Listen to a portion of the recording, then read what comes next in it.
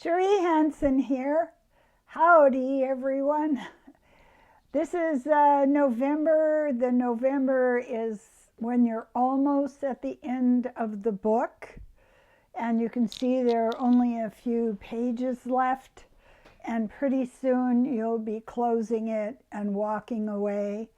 November, December, and then the new book opens. The thing that happens this time of year, I notice in myself and others, is we start to curl up in ourselves. We curl up like a leaf that was on the tree and fell to the ground and was met with frost and maybe rain and maybe the first flirtation of snow. And so the urge is to prepare for the long sleep. You know, if I just stay in my bathrobe and until January, where I get the surge of energy because I have the feeling I'm starting over, maybe that's the best choice. Hibernating, saving energy. And today I noticed that I was, after yesterday's bathrobe day, let's not get dressed. It'll signal too much activity to my brain. It'll just be like a bear with this gray furry bathrobe on. And so today I got a great deal of joy from using my new wax that I put on butcher board or wood. You heat it up and then you put it on and you rub it in and it just shines. And I have a Dirt Devil, a small steam cleaner that I ordered, and it came yesterday and it's sitting in my living room in order to entice me, in order to intoxicate me into the relationship with the steamer, the Dirt Devil. I'm going after the dirt in all those cracks and all those places I couldn't see. And so today I had writing I was supposed to be doing. Jeez. And instead, I cleaned and I waxed and I vacuumed and I did laundry. And I made my kitchen look so much better. And I was thinking about the pursuit of joy. Here's a big question. I don't think the pursuit of joy is identical. It's like a biometric medicine or something, reading your body to see what will have the best effect on you, what foods work best in your body. And for me, cleaning is somehow a very restorative exercise. As long as it's not work, as long as I'm not being paid to do it, you know. Because my rebel side goes like, well, you should be reading and you should be writing, but you're cleaning. Only somebody who is 5 houses Virgo would be on their own case for cleaning when they should be doing something else. So this happened today, and I went for a short walk this evening out in the nowhere. It wasn't day, it wasn't night. It's cold, but it's not winter. It's not autumn. There's just this sense of floating in nothingness as I was walking. I was thinking, I usually take a lot of pictures when I walk along, but how can you take pictures of nothing? And who would understand them? Here I am, in between anything that is definitive, and I'm taking pictures of it.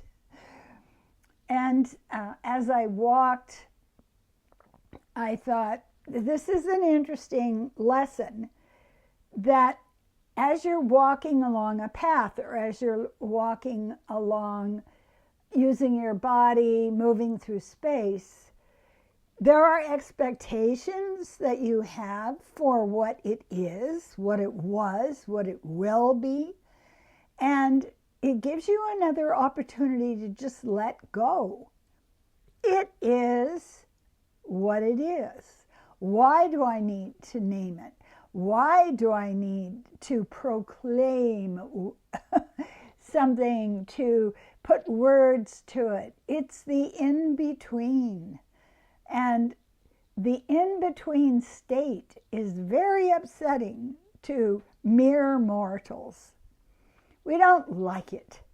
We don't like when we're in the in-between, between the capitalist, patriarchal system of competition and Hunger Games, winner takes all, stabby,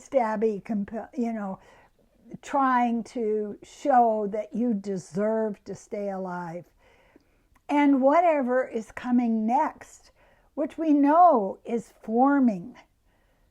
It's kind of like, I'd like an ultrasound, please, of this baby that we're carrying, of the new culture. Can I see that its heart is beating? Can I see that it's got 4 limbs and not 8? Please reassure me that what we're headed into is going to be better, or somehow more full of light and wisdom. And so it became, as things often do for me, a complete metaphor for what the in-between means. We have an in-between state where we're still holding on to our dreams, but we're coming up into consciousness. And as we come up into consciousness, we know what the dream is. It's very clear. It's like a play. You know, you've got a setting, you've got characters, things are happening. And as you come up, you must release the knowing. You release the knowing of what that scenario was. And now we're being asked to not try to follow a map of what reality is. We're being asked to just stay in our bodies, stay calm, navigate each thing as it comes up before us. And as I was walking, I let go.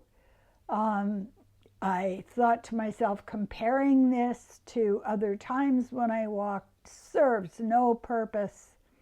Can I just feel the way it feels right now? What does it feel like? It feels like right in the middle of something. And pretty soon it'll be dark. And I came back up the steps and came into the living room. And sometimes when I do that, I have a surprise, because I'm so used to what is there in the living room, I don't see it. But sometimes I come in the door with the idea of, what if this were a new place? And I look around at my food dogs that are protective. I look around at my beautiful Buddhas that are everywhere. I look around at the Christmas lights that are under the furniture and across the bookshelf. And I'm standing there having come from the in-between, and I think, wow, this is really a beautiful place. And it's new. I'm seeing it. So I wanted to talk about that. I wanted to talk about how we're needing to trust the universe, that somehow we're being carried to something better, something kinder, something more compassionate. And our job is to not freak out. Just don't freak out. As my mother used to say, don't borrow trouble. Don't go next door and say, can I please have a cup of anxiety or a cup of fear or a cup of trouble? She said, trouble will always come to you. Isn't that reassuring? We don't have to make an attempt. If it's going to come, it's going to come. But we don't need to make any effort to reach out and grab it and drag it home like some kind of dead, reeking beast of fear and to put into our place of life. Smudge right now. Smudge a lot. Smudge the hell out of your place. The things we're going through, the things we're seeing, the things that are falling in, the old system that is no longer there. We need spiritual support. So incense, smudging, what I do is I just make up my own prayer. Let there be only light and love and happiness and peace in this place. Let all fear and anxiety and pain leave this house. And I'll open the windows and doors so it can have a way out. Get the hell out, will ya? Anyway, that's what I was thinking today as I went for my walk. It was a good day. The furniture is shining, the floor is shining, the carpet is vacuumed. I can always write tomorrow. Correct? We will begin again tomorrow with optimism in our hearts. And I want to say to you, thank you so much for subscribing. Subscribe now if you haven't subscribed yet. When you subscribe, my videos go up higher in the visibility factor. It's like a submarine breaking through the surface of the water.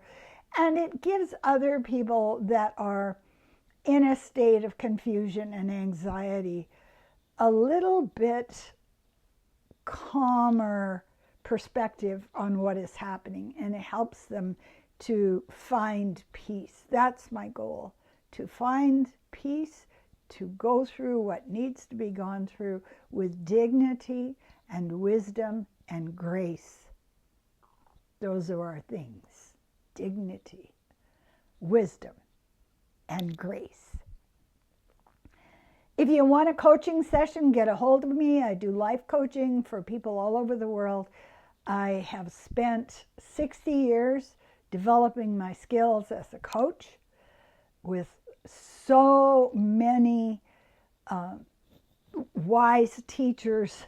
So, if I come across a problem, I go, oh, I've got exactly the cream you need to put on that, Owie. And I can show you that.